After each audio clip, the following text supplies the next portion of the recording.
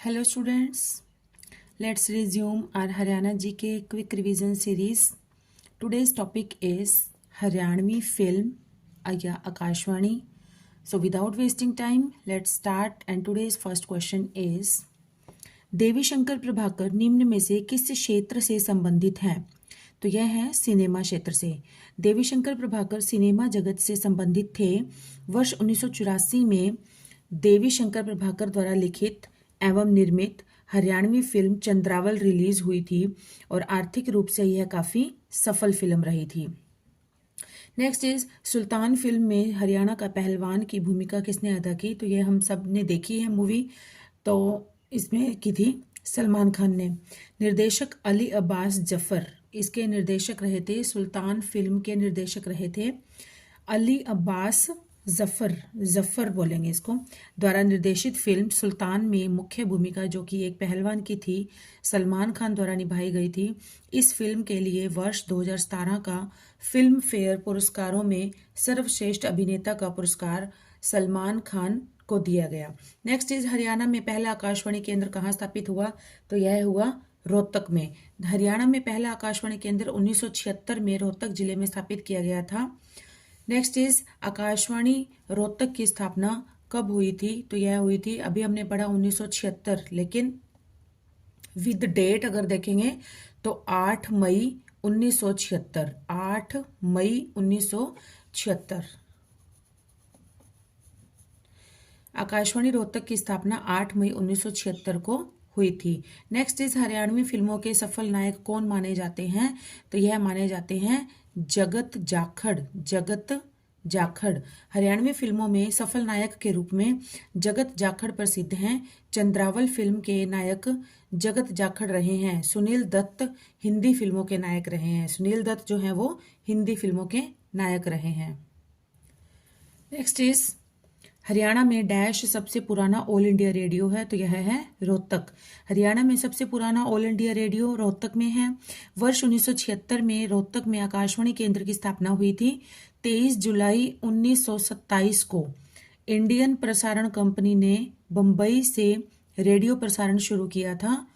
इसी कारण देश में प्रत्येक वर्ष 23 जुलाई को राष्ट्रीय प्रसारण दिवस मनाया जाता है। नेक्स्ट इज डैश हरियाणवी भाषा की पहली फिल्म थी? तो यह थी धरती। देखिए, हरियाणवी भाषा की पहली फिल्म थी धरती और पहली सफल फिल्म रही थी वो थी चंद्रावल। नेक्स्ट इज पहली धरती पहली हरियाणवी फिल्म थी जो कि 1968 में आई थी। हरियाणवी भाषा की पहली सुपरहिट फिल्म कौन सी थी? चंद्रावल थी। पहली सुपरहिट फिल्म थी चंद्रावल, बट पहली फिल्म जो आई थी वो 1968 में आई थी, उसका नाम था धरती, जो कि हरियाणवी भाषा में आई थी पहली फिल्म। और हरियाणवी भाषा की पहली सुपरहिट फिल्म रही थी वो थी चंद्रावल, जो आई थी 1984 में आई थी। धरती डैश थी, धरती थी पहली हरियाणवी फिल्म, हरियाणा की पहली हरियाणवी भाषा की फिल्म थी धरती, जो कि इतनी ज्यादा सफल नहीं हुई थी, लेकिन पहली सफल फिल्म थी, पहली सुपरहिट फिल्म रही थी चंद्रावल, और जो कि रिलीज हुई थी 1984 में। धरती पहली हरियाणवी फिल्म थी जो 1968 में रिलीज हुई थी। इस फिल्म ने बॉक्स ऑफिस पर अच्छा प्रदर्शन नहीं किया था।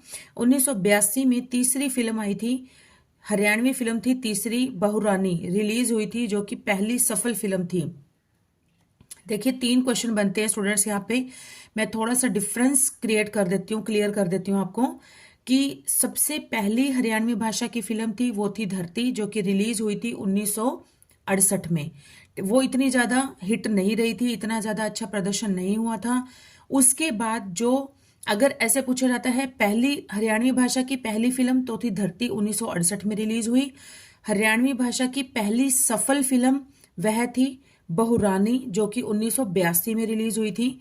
हरियाणवी भाषा की पहली सुपरहिट फिल्म जिसने बहुत अच्छा प्रदर्शन किया था, सुपरहिट फिल्म, तो वह थी चंद्रावल, जो कि 1984 में रिलीज हुई थी। ओके। नेक्स्ट इज फिल्म पगड़ी द ऑनर में अपनी भूमिका हेतु डैश को सर्वश्रेष्ठ सहायक कलाकार हेतु राष्ट्रीय फिल्म पुरस्कार मिला था। तो यह किसको मिला था? बलजिंदर कौर को। पगड़ी फिल्म का नाम है पगड़ी कहीं कहीं पर पगड़ी द ओनर लिखा होता है, कहीं कहीं पर अकेला पगड़ी भी लिखा होता है। तो इसके बारे में पढ़ेंगे हम। मार्च 2015 में 62वें राष्ट्रीय फिल्म पुरस्कार 2014 की घोषणा की गई थी। जैसे जो 2014 में फिल्म रिलीज हुई थी, उनमें से जो अच्छी फिल्में थी या जिन्हें पुरस्कार दिया जाना था, उनकी घोषणा कब की गई थी? अगले साल ही की जाएगी, ऑब्वियस बात है। तो मार्च 2015 में की गई थी। ये था 62वां राष्ट्रीय फिल्म पुरस्कार, और ये पुरस्कार भारत के राष्ट्रपति द्वारा प्रस्तुत किए गए थे। राजीव भाटिया द्वारा निर्देशित फिल्म पगड़ी द ओनर या पगड़ी द सम्मान, यहाँ पर या भी ये भी अंतर, निर्देशक कौन था? राजीव भाटिया। सर्वश्रेष्ठ हरियाणवी पुरस्कार मिला है बलजिंदर कौर को पगड़ी द ओनर के लिए सर्वश्रेष्ठ सहायक अभिनेत्री का पुरस्कार मिला है। नेक्स्ट इज जींद हरियाणा के भारतीय फिल्म कलाकार सीताराम पांचाल बॉलीवुड की कौन सी फिल्म में आखिरी बार दिखाई दिए थे? तो आखिरी बार दिखाई दिए थे जोली LLB 2। जोली LLB 2। फिल्म कलाकार सीताराम पंचाल जींद हरियाणा के रहने वाले हैं। इन्होंने Paan Singh Tomar, bandit queen, slum dog millionaire, Peepli live और the legend of Bhagat Singh, ये मूवी है the legend of Bhagat Singh, जैसी कई फिल्मों में अभिनय किया था। और इनके द्वारा अंतिम जो अभिनीत फिल्म थी वो थी जोली LLB 2। सीताराम पंचाल की मृत्यु हो गई थी 10 अगस्त 2017 को, मुंबई में ही हो गई थी। सीताराम पंचाल ने निम्न सभी बॉलीवुड सूची में अदाकारी की है सिवाय, तो ऐसे भी बन जाता है कि कौन सी फिल्म में काम नहीं किया है। पान सिंह तोमर में किया है, हमने पढ़ा ऊपर, बैंडिट क्वीन में किया है, पिपली लाइव में किया है, the legend of Bhagat Singh में किया है, एंड जोली LLB 2 में किया है। इनकी ये मूवियां रही हैं। स्लम डॉग मिलियनेयर, 6 मूवीज का नाम दिया गया है यहाँ पर। फिर से रिपीट करते हैं, Paan Singh Tomar, bandit queen, slum dog millionaire, Peepli live, the legend of Bhagat Singh and jolly LLB 2। तो इसके सिवाय जो मूवी है कौन सी है? वो दंगल। दंगल में इन्होंने काम नहीं किया है। सीताराम पंचाल एक भारतीय एक्टर हैं। इन्होंने दंगल मूवी में अदाकारी नहीं की है, और ये जींद का इनका जन्म है, जींद से बिलोंग करते हैं। इनकी प्रमुख फिल्मों में slum dog millionaire, Paan Singh Tomar, bandit queen, Peepli live, the legend of Bhagat Singh and jolly LLB 2 आदि हैं। पहली हरियाणवी फिल्म हमने पढ़ा धरती, और कब रिलीज हुई थी? 1968 में। पहली हरियाणवी फिल्म धरती है, यह 1968 में रिलीज हुई थी। यह फिल्म ज्यादा सफल नहीं हो पाई थी। 1982 में जो तीसरी हरियाणवी फिल्म आई थी, मतलब पहली ये थी और सीरीज में जो तीसरी हरियाणवी फिल्म थी बहुरानी रिलीज हुई थी। यह फिल्म पहली सफल हरियाणवी फिल्म थी। नेक्स्ट इज प्रसिद्ध अभिनेत्री जूही चावला हरियाणा के डैश जिले से हैं, तो यह है अंबाला से। प्रसिद्ध अभिनेत्री जूही चावला का जन्म हरियाणा के अंबाला जिले में 13 नवंबर 1967 को हुआ था। इनकी माता का नाम है मोना चावला और पिता का नाम M चावला है। जूही चावला 1984 में मिस इंडिया चुनी गई थी, जो कि हरियाणा के अंबाला जिले की अंबाला जिले का जन्म था उनका। हरियाणा के ख्वाजा अहमद अब्बास द्वारा निर्मित फिल्मों में यह शामिल नहीं है। ख्वाजा अब्बास अहमद द्वारा कौन कौन सी फिल्म, इनमें से कौन सी फिल्म जो है वो उनके द्वारा निर्मित नहीं की गई है? तो अनहोनी की गई है, मुन्ना की गई है, धरती के लाल किए गए हैं। लेकिन जो नीचा नगर मूवी है, ये फिल्म जो है ये ख्वाजा अहमद अब्बास के द्वारा निर्मित नहीं है। हरियाणा के ख्वाजा अहमद अब्बास द्वारा निर्मित फिल्में हैं अनहोनी, मुन्ना, धरती के लाल। ख्वाजा अहमद अब्बास एक भारतीय फिल्म निर्देशक हैं, पटकथा लेखक हैं, उपन्यासकार हैं और उर्दू, हिंदी और अंग्रेजी के पत्रकार थे। इन्होंने 4 राष्ट्रीय फिल्म पुरस्कार जीते थे। ख्वाजा अहमद अब्बास का जन्म 7 जून 1914 को पानीपत में हुआ था और इनकी मृत्यु 1987 में ही हो गई थी। 2015 में रिलीज की गई किस हरियाणवी फिल्म को 2 राष्ट्रीय पुरस्कार प्रदान किए गए थे? तो हमने अभी पढ़ा पगड़ी द ओनर। 2015 में पगड़ी द ओनर। वर्ष 2015 में रिलीज हरियाणवी फिल्म पगड़ी को 2 राष्ट्रीय पुरस्कार प्रदान किए गए थे। इसके निर्देशक राजीव भाटिया हैं। यह फिल्म हरियाणवी परंपराओं और रीति रिवाजों को दर्शाती है और सामाजिक जागरूकता और ऑनर किलिंग जैसी सामाजिक बुराइयों के उन्मूलन पर केंद्रित है। नेक्स्ट इज प्रसिद्ध फिल्म अभिनेता सुनील दत्त हरियाणा के किस जिले के रहने वाले हैं? तो यह है यमुनानगर। प्रसिद्ध फिल्म अभिनेता सुनील दत्त का जन्म 6 जून 1929 को अविभाजित भारत के, मतलब उस टाइम भारत का विभाजन नहीं हुआ था, भारत पाकिस्तान इकट्ठा ही था, क्योंकि ना हमें पता है 1947 में भारत आजाद हुआ था। तो वर्तमान पाकिस्तान मतलब भारत का झेलम उस टाइम भारत का नाम ही था, लेकिन अब कहाँ है ये स्थान? पाकिस्तान में है। परंतु स्वतंत्रता के पश्चात इनके पूर्वजों ने हरियाणा राज्य के यमुनानगर जिले के मंडोली में अपना पैतृक निवास बना लिया था, वहां से आ गए थे ये। सुनील दत्त का वास्तविक नाम था बलराज दत्त और वे कांग्रेस सरकार में कैबिनेट मंत्री भी रहे हैं। इनकी मृत्यु 2005 में हुई थी।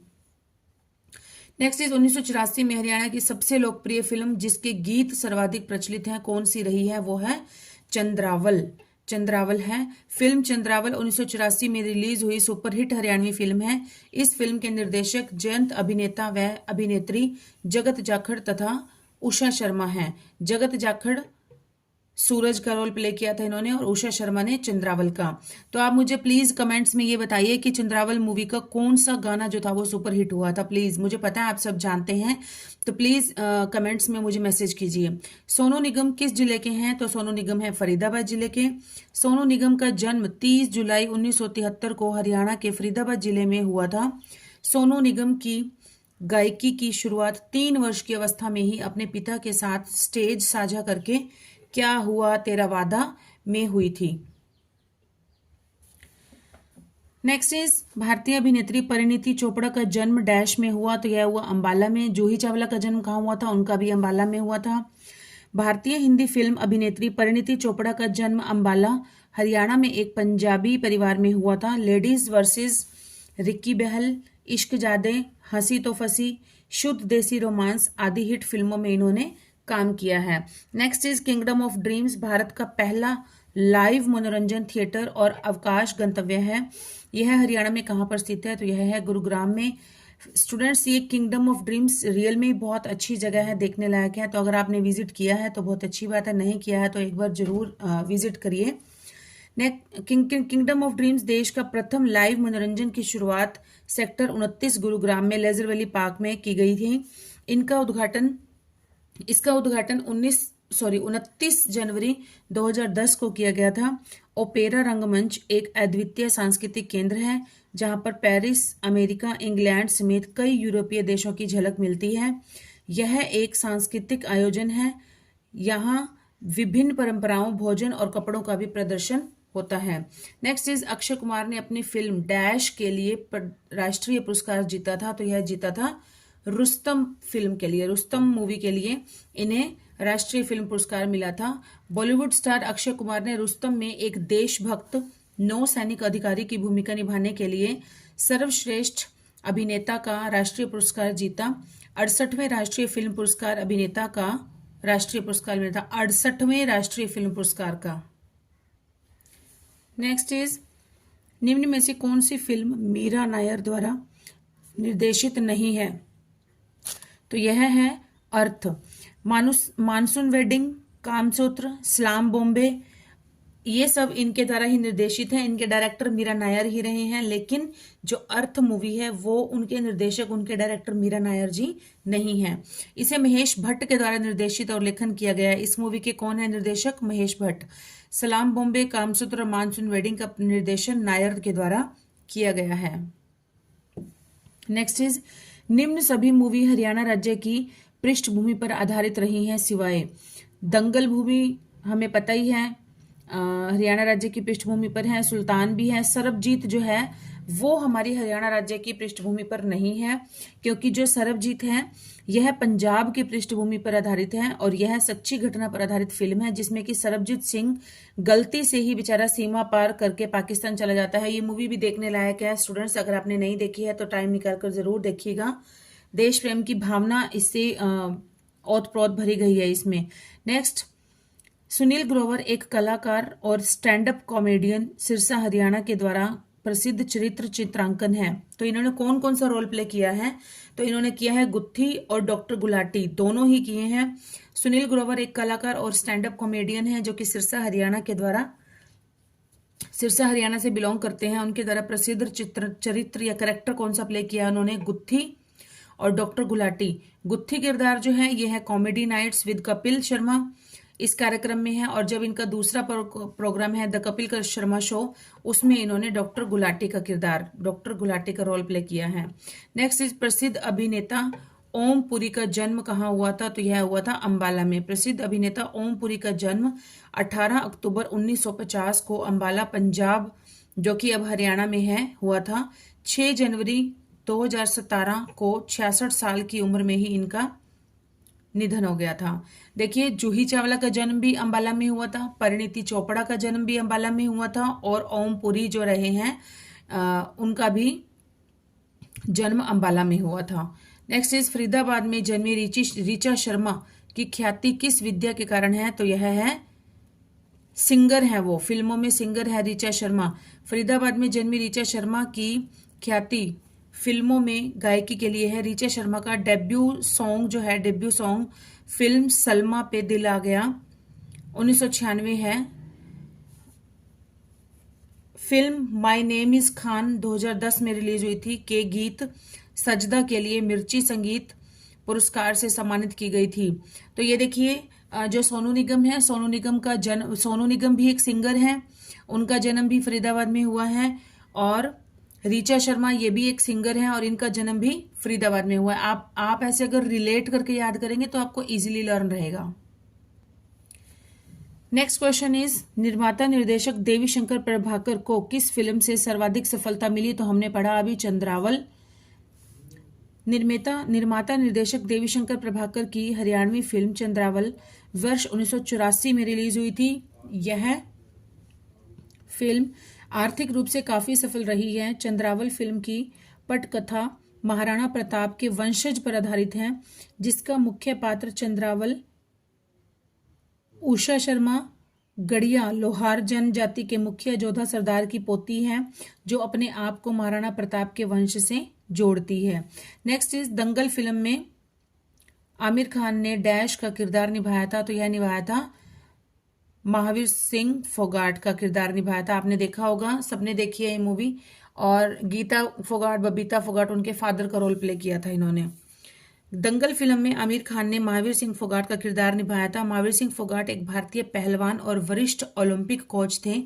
ये महिला पहलवान गीता फोगाट के पिता और कोच हैं। फोगाट को भारत सरकार द्वारा द्रोणाचार्य पुरस्कार से सम्मानित किया गया है। दंगल फिल्म 23 दिसंबर 2016 को प्रदर्शित हुई थी। नेक्स्ट इज 1984 में हरियाणा की सबसे लोकप्रिय फिल्म कौन सी थी जिसके गीत सर्वाधिक प्रचलित हैं? तो यह है चंद्रावल, और ये 1984 में रिलीज हुई थी फिल्म चंद्रावल। फिल्म एवं इसके गीत काफी लोकप्रिय रहे हैं। हरियाणा में फिल्म उद्योग की शुरुआत 1968 से मानी जाती है, और पहली हरियाणवी फिल्म कौन सी थी? हरियाणवी भाषा की फिल्म वह थी धरती, जो कि 1968 में रिलीज हुई थी। और हरियाणवी भाषा की पहली सफल फिल्म कौन सी रही थी? हमने पढ़ा बहुरानी, जो कि 1982 में रिलीज हुई थी, और यह तीसरी फिल्म थी। पहली सफल फिल्म थी, और वैसे सीरीज में देखा जाए तो तीसरे नंबर की फिल्म थी। पहली सफल फिल्म थी बहुरानी, और जो सुपरहिट फिल्म रही थी, जिसके गीत बहुत ज्यादा फेमस हुए थे और जिसने बॉक्स ऑफिस पर बहुत अच्छा प्रदर्शन किया था, बहुत ज्यादा, जिससे इनकम आई थी इनकी, तो वो थी कौन सी? चंद्रावल, जो कि 1984 में रिलीज हुई थी। नेक्स्ट, हरियाणा का एकमात्र कार्यक्रम निर्माण केंद्र दूरदर्शन केंद्र किस स्थान पर स्थित है? तो यह है हिसार में। हरियाणा सरकार के स्वामित्व वाला एकमात्र दूरदर्शन केंद्र हरियाणा के हिसार में स्थित है। इसका उद्घाटन 2002 में किया गया था। स्टूडेंट्स, यहाँ से हमारा नया टॉपिक स्टार्ट होता है, वेशभूषा एवं रीति रिवाज। तो इसका फर्स्ट क्वेश्चन है, हरियाणा में महिलाओं द्वारा बुजली गहना शरीर के किस भाग में पहना जाता है? तो यह पहना जाता है कान में। हरियाणा में स्त्रियों द्वारा कान में पहना जाने वाला आभूषण और कौन कौन से हैं? देखिए, बुजली, यह सोने या चांदी से निर्मित कान का गहना होती है। इसे आमतौर पर बुजुर्ग महिलाओं द्वारा कान में पहना जाता है। अन्य आभूषण हैं देड़े, कर्णफूल, बाली, झुमकी और गन्या। बाली, झुमकी और कर्णफूल ये तो समझ में आता है, हम सबको पता ही है। देड़े और औगन्या एंड बुजली। फिर से रिपीट करते हैं, कान में पहने जाने वाले कौन कौन से होते हैं? देड़े, कर्णफूल, बाली, झुमकी, औगन्या और बुजली, जो क्वेश्चन में पूछा गया है। स्टूडेंट्स ये वीडियोस आप 3-4 बार रिपीट करके सुनेंगे, आपको लर्न हो जाएंगे, ऐसा डिफिकल्ट नहीं होता, ये रिपीटेडली रिवाइज करने से हमें सब लर्न हो जाएगा। गले में परिधान किए जाने वाले ऊन से बने हुए मफलर को डैश कहा जाता है, तो यह कहता है गुल्लीबंद भी कहते हैं, गुल्लूबंद भी कहते हैं। ऊन के बने मफलर को गुल्लूबंद के नाम से जाना जाता है। यह शीत ऋतु में, सर्दी की ऋतु में गले में पहना जाता है। नेक्स्ट, कौन सा आभूषण है जो कि हरियाणा राज्य में गले में पहनने में काम नहीं आता है? तो यह कौन सा है? यह है फूल। फूल जो है यह गले में नहीं पहना जाता। हसला पहना जाता है, हसला भी कहते हैं, कई बार हसली भी कहते हैं, हसली भी होता है, ज्यादातर हसली होता है ये। और गलश्री, गलश्री भी पहना जाता है, गलश्री, गल मतलब गले में। बटन ये भी गले में पहना जाता है, लेकिन इनमें से जो फूल है ये गले में पहनने के काम नहीं आता है। फूल आभूषण सोने या चांदी का बना होता है जो सिर पर बांधा जाता है। हसली, गलश्री, बटन, मटरमाला, कंठी, गुलबंद, झालरा। फिर से रिपीट करिए, हसली, गलश्री, बटन, मटरमाला, कंठी, गुलबंद, झालरा हरियाणा राज्य में पहने जाने वाले गले के आभूषण हैं। नेक्स्ट इज खोड़िया किस अवसर का मनोरंजक कार्यक्रम है? तो खोड़िया जो है ये किया जाता है लड़के की शादी के अवसर पर। अब देखिए स्टूडेंट्स, देखिए एक होता है खोड़िया नृत्य, एक होता है खेड़ा नृत्य। खोड़िया नृत्य और एक होता है खेड़ा नृत्य। तो यहां पर देखिए खोड़िया जो शब्द है इसमें 1 2 3 लेटर आते हैं, ठीक है, और विवाह में आते हैं 1 2 3 लेटर आते हैं। तो आप थोड़ा सा ऐसे, क्योंकि खोड़िया और खेड़ा में कंफ्यूजन हो जाती है स्टूडेंट्स को, तो यहाँ पर विवाह में भी 3 लेटर आते हैं, देख लीजिए, और खोड़िया में भी 3 लेटर आते हैं। तो ये जो है खोड़िया नृत्य किया जाता है, ये किया जाता है विवाह के अवसर पर। इस तरह से आप इनको रिलेट कर सकते हैं कि खोड़िया नृत्य किया जाता है विवाह के अवसर पर। इसमें भी 3 लेटर आते हैं और इसमें भी 3 लेटर आते हैं। और ये देखिए, जैसे है मृत्यु और ये है वृद्ध, मृत्यु और वृद्ध, तो ये भी लिखने में छोटा है और ये भी लिखने में छोटा है। इसमें भी 2.5 अक्षर आते हैं, 1 2 और ये आधा, इसमें भी 2 आधा आते हैं, ठीक है।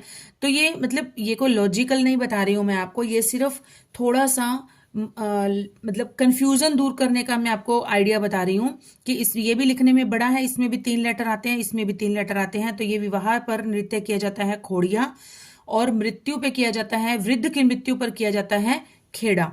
तो ये देखिए, ये सारे लेटर ही जो हैं ये छोटे छोटे हैं यहाँ पे, है ना। तो इस तरह से आप इनको रिलेट कर सकते हैं, ये थोड़ा सा याद करने का आइडिया हो जाता है। खोड़िया लड़के की शादी के अवसर का मनोरंजक कार्यक्रम है। खोड़िया ऐसी रस्म रिवाज है। पहले क्या होता था, बहुत पहले, आजकल तो खैर ऐसा ट्रेंड बहुत कम हो गया है, बहुत पहले ऐसे होता था कि जब लड़के की बारात जाती थी तो घर की औरतों को लेकर जाना वर्जित था, लेकर नहीं जाया जाता था। घर की जो औरतें होती थी, बहनें, जैसे लड़के की बहनें हो गई, मतलब जो भी औरतें होती थी, तो वो घर में ही रह जाती थी बाद में। तो वो घर पर पूरा ग्रुप में इकट्ठी होकर नृत्य करती रहती थी, डांस करती रहती थी। तो उसी नृत्य को कहा जाता है खोड़िया नृत्य। तो यह नृत्य जो है ये वे बहू के आगमन तक चलता रहता था। तो इसमें हंसी मजाक, और ये सिर्फ औरतों द्वारा ही किया जाता था। इसमें है इकट्ठी होकर पति पत्नी जीजा साली के हंसी मजाक वाले गीत गाती थी और नृत्य करती थी। इस तरह से ये चलता था। तो ये आपको, आई थिंक ये आपका कंफ्यूजन क्रिएट हो गया होगा। विवाह पर किया जाता है खोड़िया नृत्य, और वृद्ध की मृत्यु पर या वृद्ध की मृत्यु पर ही होता है खेड़ा नृत्य।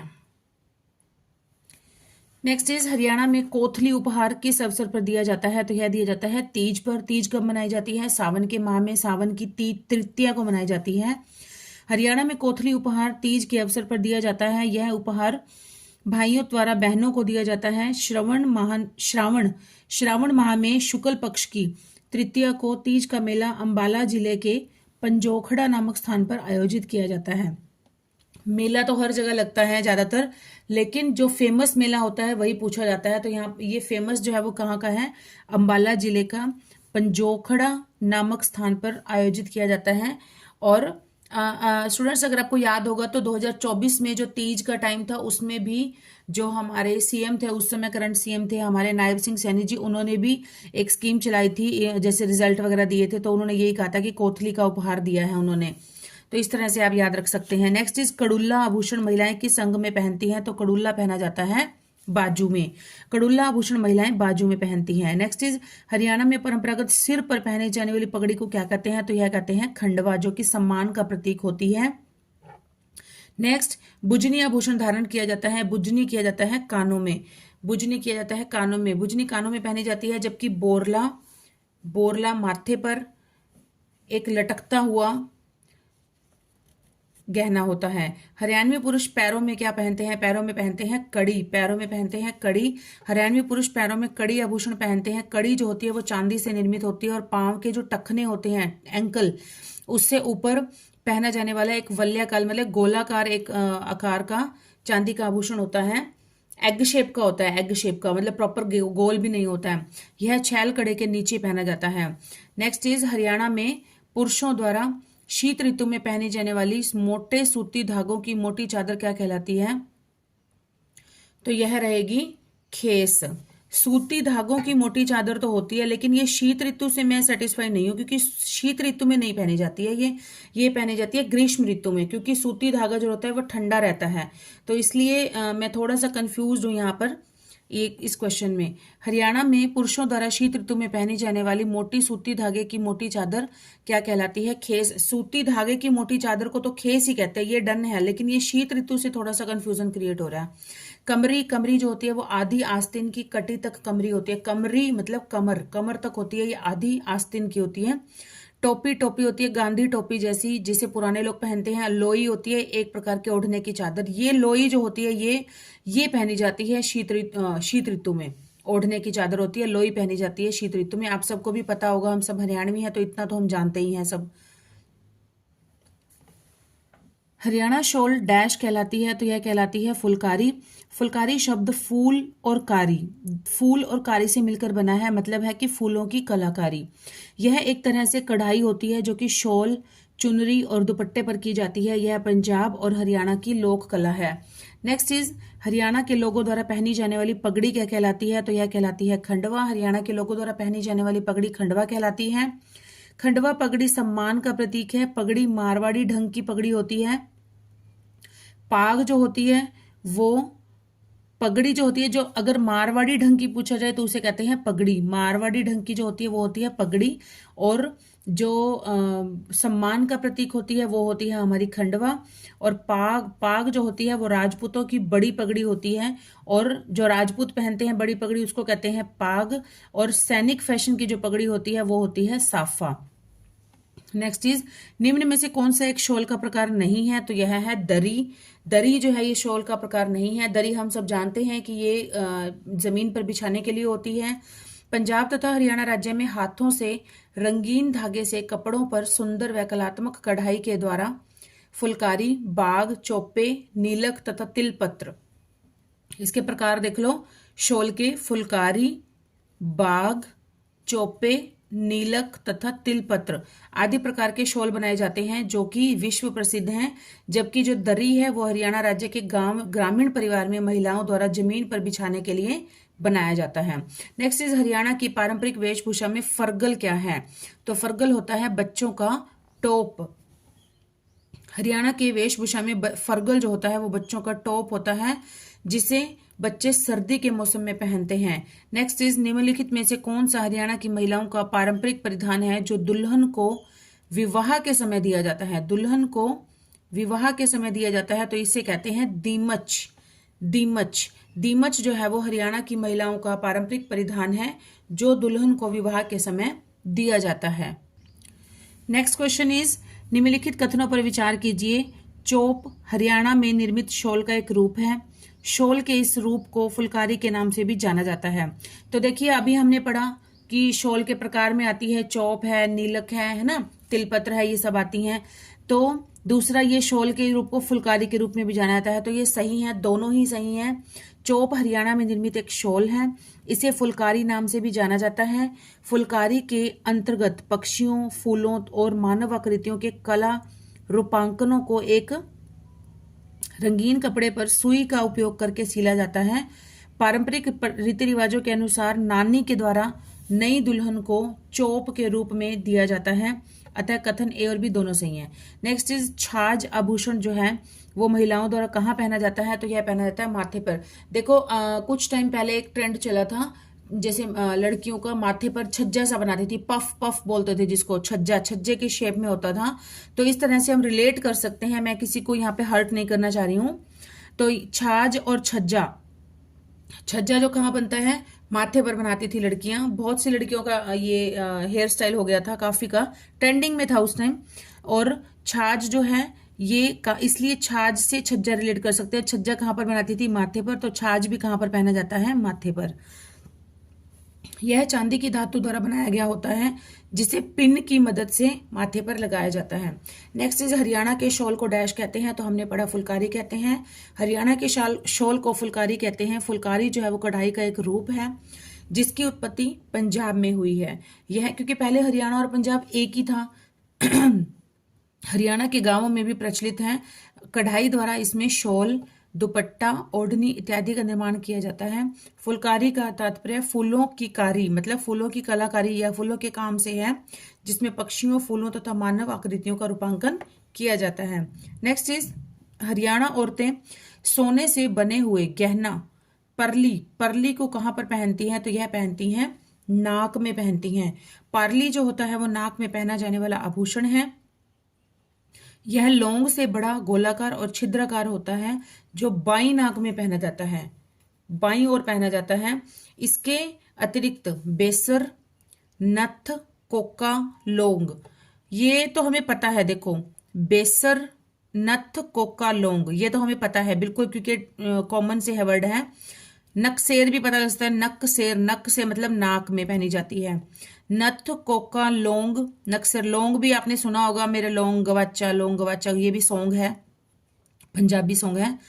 नथ, कोका, लौंग, नक्सेर, ये चारों तो बिल्कुल क्लियरली हमें याद हो जाएंगे। नथली भी हो जाएगा, नथली भी, नथली भी नथ से रिलेटेड है, ठीक है।